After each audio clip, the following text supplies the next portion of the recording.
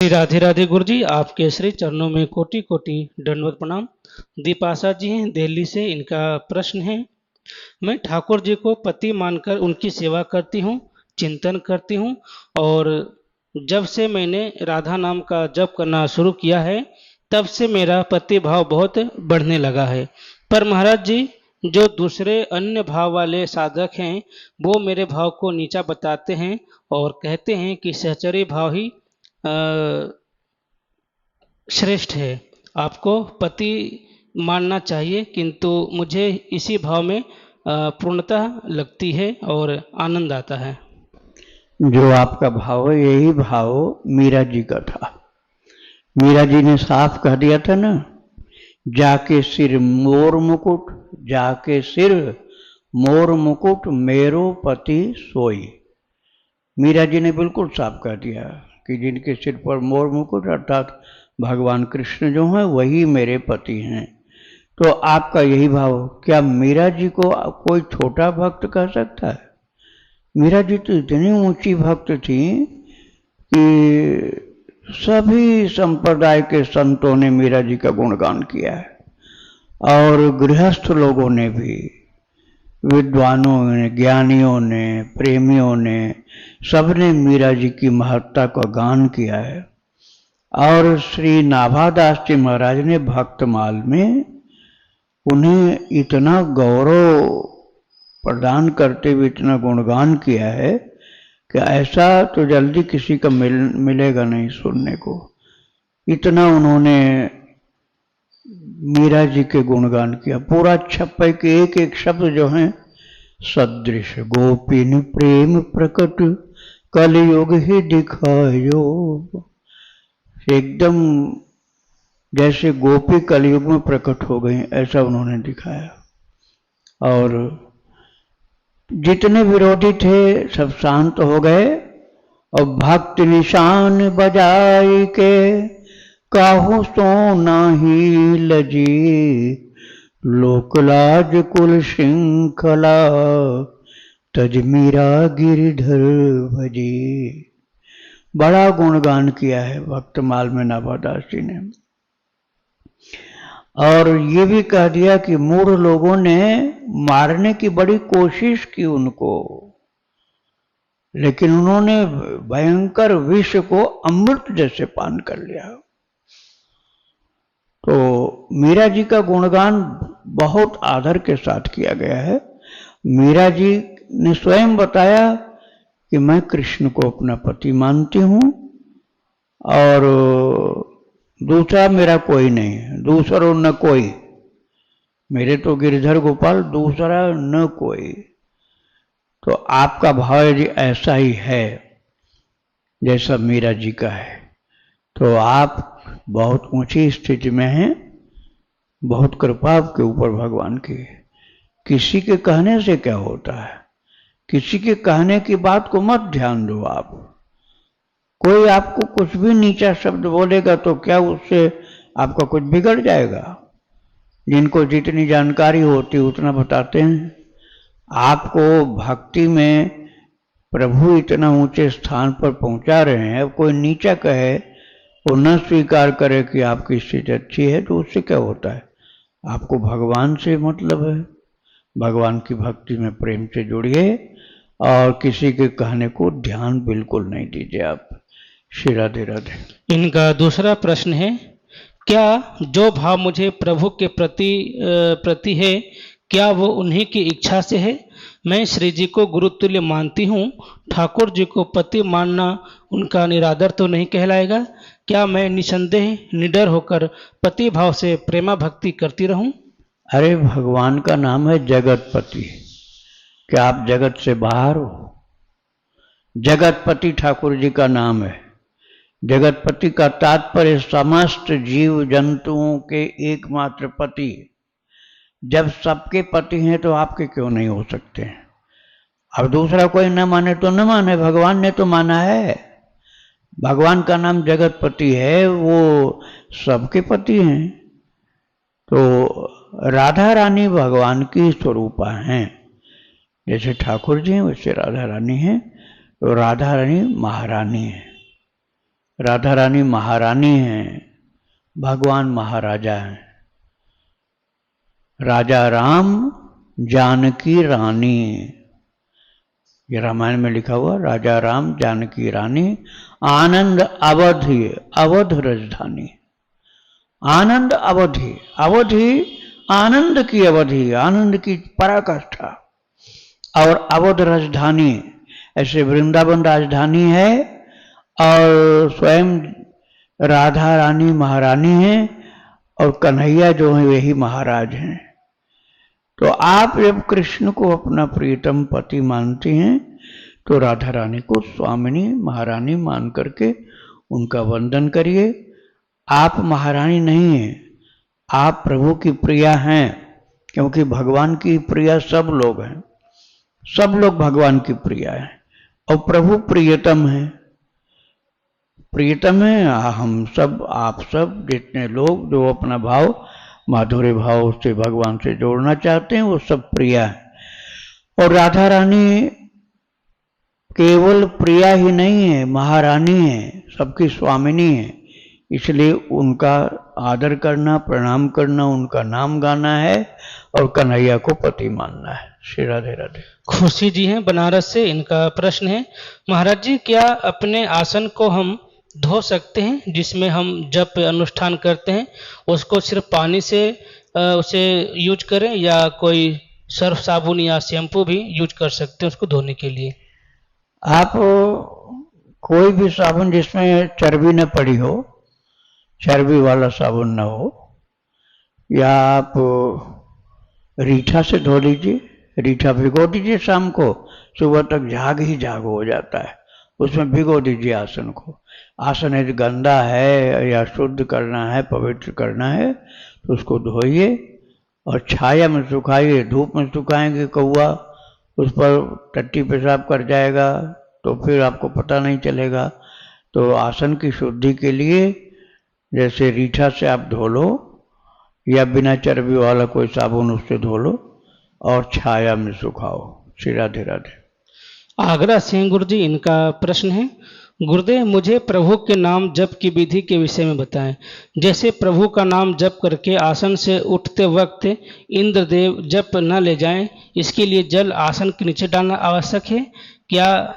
ऐसा मैंने संतों के मुख से सुना है। और क्या प्रभु के नाम जप को प्रभु के श्री चरणों में समर्पित कर सकते हैं?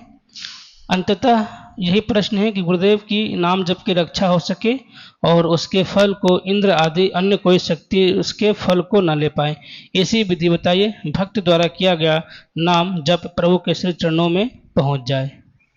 आप जब नाम जप करिए या मंत्र जप करिए, दीक्षा लिया हो तो मंत्र जप, नहीं दीक्षा लिया तो केवल नाम जप करिए। तो जब आप जप का कार्य पूर्ण करके उठना चाहें आसन से, अभी आसन से उठे नहीं, आसन पर बैठे ही हैं, तो आप हाथ जोड़कर भगवान से कहिए श्री कृष्णार्पणमस्तु। भगवान कृष्ण को बोलिए ये जो जप किया है प्रभु आपको अर्पण है। और ये संस्कृत में ये भाव हिंदी में भी बोलना है और संस्कृत में बोल लीजिए श्री कृष्णार्पणमस्तु। जो कुछ जप किया, भजन किया, ध्यान किया, पूजा किया, आपकी कृपा से किया है वो आपके लिए सब अर्पण है। श्री कृष्णार्पणमस्तु।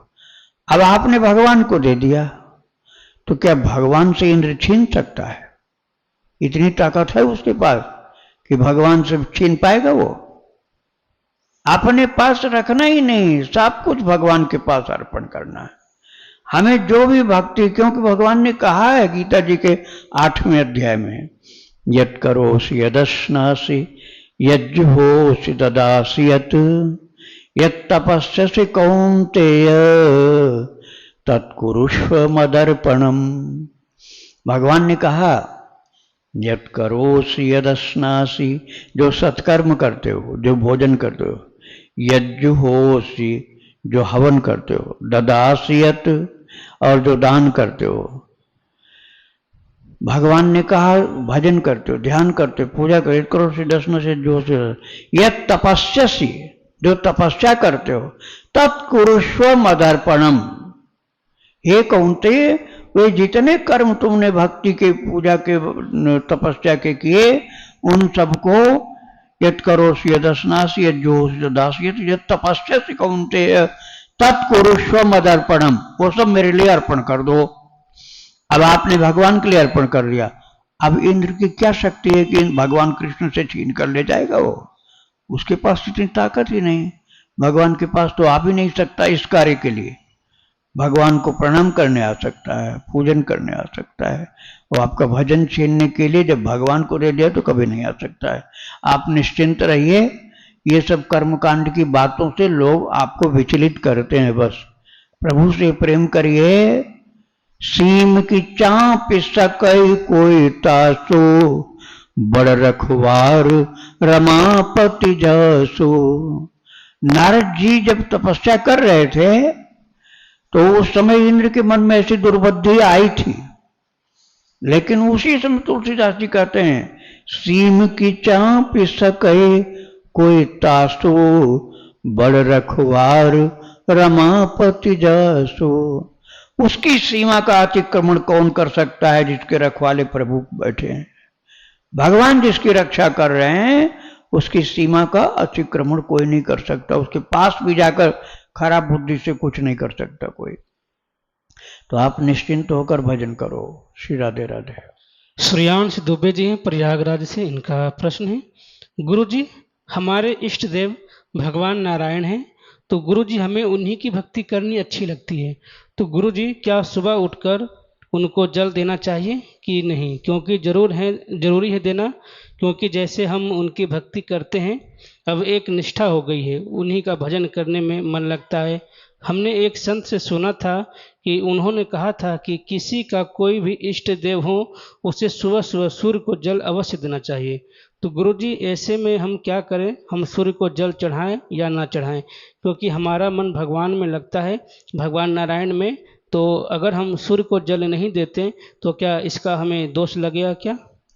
आपकी ऐसी भावना है तो आप सूर्य भगवान को सूर्य नारायण बोल के जल चढ़ाइए। सूर्य नारायण भगवान को प्रणाम ऐसा बोलिए। सूर्य नारायण कहा जाता है उनको, तो सूर्य नारायण बोल करके जल चढ़ाइए। ओम श्री सूर्याय नमः, ओम श्री सूर्याय नमः ऐसे बोलते हुए। तो वो जल बस आपके पैरों पर नहीं आना चाहिए। आप थोड़ा ऊंचाई पर खड़े हो और कुछ नीचाई के स्थान पर साफ सुथरी जगह हो, कोई चौकी हो, कोई पत्थर हो, लेकिन वो कुछ नीचे होना चाहिए जिस पर डाला हुआ जल छिटक कर आपके पैरों तक ना आवे। आप कुछ ऊंचाई पर खड़े होकर के जल ऐसे डालें और सूर्य नारायण भगवान को जल डाल रहे हैं ऐसे भाव से, तो नारायण भी हो गए, सूर्य भी हो गए, दोनों बात पूरी हो गई। भगवान नारायण जो हैं उन्हीं के नेत्र के स्वरूप हैं सूर्य नारायण। भगवान नारायण का जो विराट रूप है उस विराट रूप में नयन दिवाकर कच घन माला ऐसा वर्णन है। श्री राधे राधे। सुनीता जी है महाराष्ट्र से, इनका प्रश्न है, गुरुजी मैंने यमुना जलपान नहीं किया था जब वृंदावन आई थी, क्योंकि मैंने यमुना में गाय माता का सब बहते देख लिया था। क्या करूं? मन में अच्छा नहीं लगा, मुझसे ये जघन्य अपराध हुआ है, मैं प्रायश्चित करना चाहती हूँ, इसके लिए क्या करूं? अब फिर जब आना तब आप एक बूंद जल जरूर पी लेना, और ज़्यादा नहीं पीने का मन है तो एक बूंद पी लो, थोड़ा सा जल छिड़क लो, मुंह के अंदर चला जाए, और सिर पर डाल लो और अपने शरीर पर डाल लो, छिड़काव कर लो शरीर पर, एक दो बूंद पान कर लो। ज़्यादा नहीं पीना चाहते थोड़ा सा मुंह के अंदर छिड़क लो, इतना कर लेना चाहिए। श्री राधे राधे। पूर्णिमा जी हैं पश्चिम बंगाल कोलकाता से, इनका प्रश्न है, कम समय में भजन का अधिक लाभ हो इसके लिए आपने बताया था कि श्री राम सीता लक्ष्मण हनुमान जी, राधा कृष्ण जी, चैतन्य महाप्रभु और उसके नीचे कोई संत जी को घर के बीचों बीच रख कर मंजीरे बजाकर भजन कीर्तन परिक्रमा कर दंडवत किया जाए तो कम समय में अधिक भजन का लाभ होगा। तो गुरु जी मेरे पास राम सीता लक्ष्मण जी हनुमान जी अंकित फोटो फ्रेम के रूप में हैं, और नील माधव श्री जगन्नाथ जी का मुख और शरीर वंशी लेकर तिरछे खड़े हैं, और चैतन्य महाप्रभु मेरे पास किसी भी रूप में नहीं है। तो जो है उनको रख कर कम समय में अधिक भजन का जो नियम है मैं कर सकती हूँ? हाँ बिल्कुल कर सकते हैं। और चैतन्य महाप्रभु की फोटो मिल जाएगी आपको, ऐसा नहीं कि फोटो नहीं मिलेगी। आप जब किसी धार्मिक फोटो की दुकान पर जाएंगे तो मिल जाएगा, ऑनलाइन भी मंगा सकते हैं। तो चैतन्य महाप्रभु की फोटो भी लगाओ तो आपके भजन कीर्तन में शक्ति होगी, क्योंकि वो अवतार भजन के लिए हुआ था। भगवान का अवतार भक्त के रूप में भजन करने के लिए, कीर्तन करने के लिए ही महाप्रभु जी का अवतार हुआ है। तो उनका भी सुंदर सा चित्र फ्रेम लगा हुआ, जिसमें किसी प्रकार से गड़बड़ी न हो, सुरक्षित रहे, तो वो भी मध्य कमरे में, बीचों बीच कमरे में एक खंभा सा बनाइए चित्रों, भगवान के चित्रों का। उसमें से चैतन्य महाप्रभु भी होने जरूरी हैं। जो आपके पास हैं वो ठीक हैं, लेकिन एक महाप्रभु जी को भी और ले आओ तो और अच्छा होगा। लेकिन जब तक आपको नहीं मिल पा रहे हैं तब तक इतने ही जो सुलभ हैं आपके लिए, जो प्राप्त हैं, उनका ही बीच में, कमरे के बीच में स्थान बनाओ और उनकी परिक्रमा करते हुए खूब कीर्तन करो, अकेले, साथ में दूसरा कोई नहीं होना चाहिए। राधे राधे। प्रश्न है गुरु जी, महाराज जी क्या मैं गजेंद्र मोक्ष स्तुति को केवल संस्कृत में पढ़ सकती हूँ, क्योंकि मुझे संस्कृत सही से पढ़नी आती है, या फिर स्तुति की हिंदी भी पढ़नी जरूरी है? मैं केवल एक पाठ जो 33 श्लोक हैं वही पढ़ती हूँ, क्या सिर्फ संस्कृत में पढ़ सकती हूँ? हाँ बहुत अच्छा है, आपको संस्कृत पाठ करना आता है तो आप केवल संस्कृत वाला ही पढ़िए। और हिंदी वाला तो इसलिए लिखा गया ना कि कई लोगों को संस्कृत पढ़ना नहीं आता, उन लोगों के लिए। और देखिए, स्तुति जब पूर्ण हो जाती है तो आगे अगला अध्याय जब शुरू होता है तो वहाँ पर कहा गया सुखदेव जी के द्वारा, एमाम स्तुवन्त्यनेनांग प्रतिबुद्ध्य निशात्ये तेषां प्राणात्यये चाहम ददामि विमला मतिम। सुखदेव जी ने कहा कि ऐसा भगवान ने कहा था। किससे कहा था? गजेंद्र से। हे गजेंद्र, जिस स्तुति के द्वारा तुमने मेरा स्तवन किया है, ये प्रतिबुद्ध निशात्य, ये उठ करके निशा के अंत में अर्थात सूर्योदय के पहले जो इस स्तुति के द्वारा मेरा स्तवन करता है प्रतिदिन, तो प्राणांत काल में तेषाम प्राणात्यये चाहम ददामि विमला मतिम, तो उसको प्राणांत काल में मैं विमल मति में प्रदान कर देता हूँ। विमल मति का तात्पर्य हुआ उसको भगवान की याद आ जाएगी और जगत की याद में भटकेगा नहीं। वो विमल मति प्राणांत काल में उस भक्त को मिल जाएगी, तो जीवन का लक्ष्य प्राप्त हो जाएगा। श्री राधे राधे। इनका दूसरा प्रश्न है, महाराज जी आजकल 6 बजे सूर्योदय होता है, तो सुबह 4 बजे से सुबह 5:30 तक क्या ब्रह्म मुहूर्त माना जाएगा या नहीं? महाराज जी कृपया समाधान करें, सादर प्रणाम। हाँ, उसका दिनमान और रात्रिमान के अनुसार चतुर्थांश किया जाता है। जैसे दिनमान जब छोटा हो जाता है, रात्रिमान बड़ा हो जाता है, और रात्रिमान जब छोटा होगा तो दिनमान, जैसे जून की गर्मी में दिन बड़ा होता है, रात छोटी होती है, और दिसंबर में रात बड़ी होती, दिन छोटा होता है। तो जैसे 12 घंटे का जब है तब तो 3-3 घंटे का हुआ, एक एक प्रहर। अब वो चतुर्थ प्रहर हुआ ब्रह्म मुहूर्त, तो ब्रह्म मुहूर्त हुआ 3 घंटा का, सूर्योदय से पहले 3 घंटा। लेकिन जब रात बड़ी हुई तो उसको भी डिवाइड करिए आप 4 भाग में, तो उतना और ऐड कर दो उसमें। और रात छोटी हुई तो 3 घंटा से कम हो जाएगा, जितना छोटा हुआ है उसका चौथाई भाग कम कर दीजिए। तो इस तरह से उसका हिसाब लगता है। श्री राधे राधे। श्वेता जी नोएडा से, इनका प्रश्न है, एक गृहस्थ को जिसके घर में लड्डू गोपाल की सेवा है बट दीक्षित नहीं है अभी तक, तो वो अपना भजन और सेवा बचाने के लिए क्या करे? भजन कोई नहीं ले जाएगा आपका, दीक्षा हुई हो चाहे न हुई हो, भगवान आपके अंदर बैठे हुए हैं, आप भगवान के अंश हो। भगवान के भक्त हो। अरे भाई ये तो श्रद्धा का विषय है, कहीं श्रद्धा जमे तो दीक्षा लो। श्रद्धा आपकी नहीं जम रही है तो अभी इसका मतलब भजन कमजोर है। खूब जप करो, खूब भक्त चरितावली सुनो, भगवान के ध्यान के कोशिश करो, ध्यान लगाओ, कीर्तन करो, जप करो, भगवान और भक्तों का चरित्र सुनो। ये करते करते आपकी श्रद्धा बहुत अच्छी हो जाएगी, तब भगवान आपकी दीक्षा किसी महापुरुष से करवा देंगे।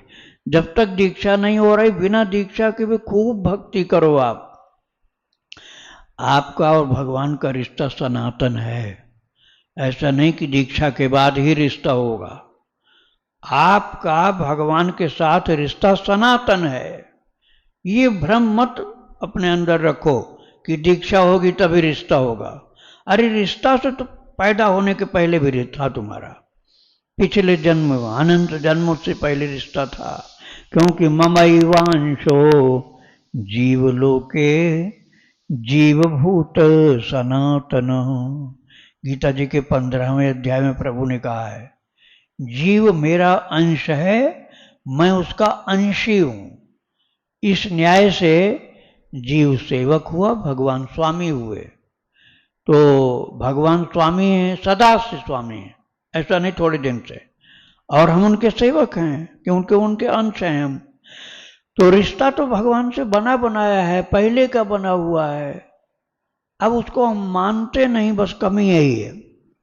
रिश्ते में कमी नहीं है, भगवान की ओर से कमी नहीं, हम मानते नहीं। जैसे कोई अज्ञानी बालक हो या मूर्ख हो या नालायक हो, तो अपने बाप को कहे नहीं हम नहीं मानते तुमको बाप। तो बाप न मानने से क्या सच्चाई खत्म हो जाएगी? अरे बाप को तुम बाप नहीं मानो तब भी वो बाप रहेंगे, तुम मानो चाहे मत मानो, क्योंकि उनके पुत्र तुम हो। अब ज्ञान न होने के कारण कहते हो तो ज्ञान की आवश्यकता है। ज्ञान न होने के कारण उनको पिता नहीं मानते हो तो तुम्हें ज्ञान की जरूरत है। श्रद्धा न होने के कारण नहीं मानते हो तो भक्ति की जरूरत है। भक्ति से श्रद्धा बढ़ जाएगी तो आपका काम बन जाएगा। तो सत्संग के द्वारा ज्ञान भक्ति सब प्राप्त हो जाती है। आप सत्संग में और भगवान के ध्यान भजन पूजन में जप कीर्तन में लगे रहो। धीरे धीरे ज्ञान भक्ति इतने हो जाएंगे कि आपको प्रभु ही अपने लगेंगे और दूसरे कोई अपने सगे नहीं लगेंगे। श्री राधे राधे। इनका दूसरा संशय है, गुरुदेव किन चीज़ों से भजन और सेवा नष्ट होती है, कृपया मार्गदर्शन करें स्त्री के लिए। देखो, जो भगवान के विपरीत हमको ले जाए वो सभी चीजें, अनंत चीजें हैं ऐसी भगवत विरोधी, वो सब चीजें हमारे भजन को बिगाड़ती हैं। अब मुख्य मुख्य मैं आपको बता देता हूं। अनुकूल से संकल्प, प्रातिकूल से वर्जनम। जो भगवान की ओर हमको ले जाए वो सब चीज बढ़िया, और जो भगवान से विमुख हमको कर दे वो बहुत नुकसानकारी। तो ये ध्यान रखो कि कोई भी चीज है पढ़ने की, सुनने समझने की, व्यवहार करने की, तो उसको ये समझो कि ये हमारे से भक्ति इससे बढ़ेगी कि हमारी भक्ति का नाश होगा। और आप अनुकूल संकल्प, प्रातिकूल रक्षित विश्वास हो, भगवान में विश्वास हो कि वही हमारी रक्षा करेंगे, करते हैं, करते थे, आगे भी करेंगे। ये विश्वास नहीं है तो समझ लो यह अविश्वास हानिकारक है। गोप्तृत्व वर्णम तथा, भजन को छिपा कर रखना चाहिए। अब आप सबको बताए जा रहे हो, सबको बताए जा रहे हो, तो ये सबको बताना ही नुकसान करने वाली चीज है। और उसको छिपा कर रखो तो आपका भजन बढ़ेगा। आत्मनिक्षेप अर्थात हमको जो प्रभु ने दिया है वो सब कन्हैया के लिए हम सेवा में अर्पण करने को तैयार रहें। और यदि हम कंजूसी करते हैं भगवान की सेवा में, पक्षपात रखते हैं, कहते नहीं ये कृष्ण का कैसे हो जाएगा, ये तो हमारा है, ये भगवान का कैसे हो जाएगा, हमने मेहनत किया तब पाया। अरे भाई मेहनत तुम करते रहो तब भी नहीं मिलेगा, वो भगवान ने कृपा की तब आपको प्राप्त हो गया, नहीं तो मेहनत करने से भी नहीं मिलता। तो ये जो मिला प्रभु की कृपा से मिला है, इस भाव से भगवान में प्रेम से समर्पण से जुड़ जाओ। और ये और उसके बाद कहते हैं कि इस बात को सदा स्वीकार करो कि इसमें मेरी कोई काबिलियत नहीं है, ये भगवान की कृपा से ये सब भक्ति चल रही है, उनकी सारी व्यवस्था है, वही हमें सब कुछ देते हैं, वही हमको भक्ति में आगे बढ़ाते हैं, वही विमुख लोगों से हमारी रक्षा करते हैं। इस प्रकार से समझदारी करोगे तो आपकी भक्ति में आपकी उन्नति होती जाएगी। तो मुख्य रूप से 3 बताया गया है गीता जी के 16वें अध्याय के आखिर में, त्रिविधम नरकस्येदम द्वारम नाशनमात्मना कामः क्रोधस्तथा लोभस् तस्मादेतत्त्रयम् त्यजेत।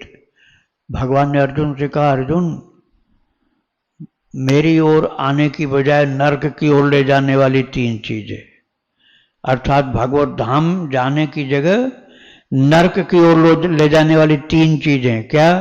काम, क्रोध तथा लोभ, तस्मात् एतत्त्रयम् त्यजेत। बहुत प्रकार की कामनाएं और क्रोध करना, गुस्सा करना और लोभ करना, ये काम क्रोध लोभ यही भगवत विमुख कर देता है, सबसे ज्यादा यही करता विमुख। तो इनसे बच के रहना चाहिए, तब साधना हो। एतैर्विमुक्त कौन्तेय तमो द्वारैस्त्रिभिर् नरः। ये तमोगुण के 3 द्वार हैं, इनसे अलग हट करके तब भक्ति करो। भगवान ने ये अर्जुन को कहा है 16वें अध्याय में गीता जी में। श्री राधे राधे। चंपक मंजरी जी, इनका प्रश्न है, मुझे 16 माला में 3 घंटे लगने की वजह आज पता चली। मुझे गले में थायराइड है कई सालों से, इस वजह से बोलने में दिक्कत होती है। अब मेरी एज अभी सिर्फ 21 साल है और मुझे ऐसे रोग हो रहे हैं। कृपया कोई अनुष्ठान बताएं, क्योंकि मैं 64 माला करना चाहती हूँ 6 से 7 घंटा में। संत कहते हैं कि जो नाम जप करते हैं वो निर्भय हो जाते हैं, नाम सामर्थ्य देता है, फिर भी मैं इतनी भयभीत क्यों हूँ? अच्युत अनंत गोविंद का किया था एक बार 40 दिन तक, पर कम संख्या की थी और कोई लाभ नहीं मिला। तो मैं सब कुछ करने के बाद भयभीत क्यों हूँ? और दूसरा, कौन सा अनुष्ठान करूं जिससे कि मेरा नाम जब दोबारा अच्छा चले? इसमें आपको श्रद्धा अपनी बढ़ानी पड़ेगी। देखो, श्रद्धा विश्वास जहां अपनापन होता है ना, वहीं होता है। जैसे बहुत प्रेमी हैं यदि पति पत्नी, तो चाहे उनके हाथ में रिवॉल्वर भी हो तो हंसेंगे, और दूसरा कोई रिवॉल्वर सामने दिखा दे तो चिल्ला के रोते हुए भागेंगे, हाथ जोड़ेंगे, बच्चा माफ कर दो, हमें मारना नहीं, गोली मत चलाना। अब पति पत्नी बड़े प्रेमी हैं तो रिवॉल्वर भी हाथ में होगी, सच्चा प्रेम है तो डरेंगे नहीं, हंसेंगे कि ये क्या नाटक कर रहे हो। तो मतलब वहां डर की भय की कोई बात नहीं होगी। तो ऐसे ही भगवान के हर लीला में भगवान की कृपा का जो दर्शन करे तो वो भयभीत नहीं रहता, निर्भय हो जाता है। दूसरी बात यह है कि भगवान पर श्रद्धा विश्वास हो तो आपको नाम की महिमा पर विश्वास हो पाएगा।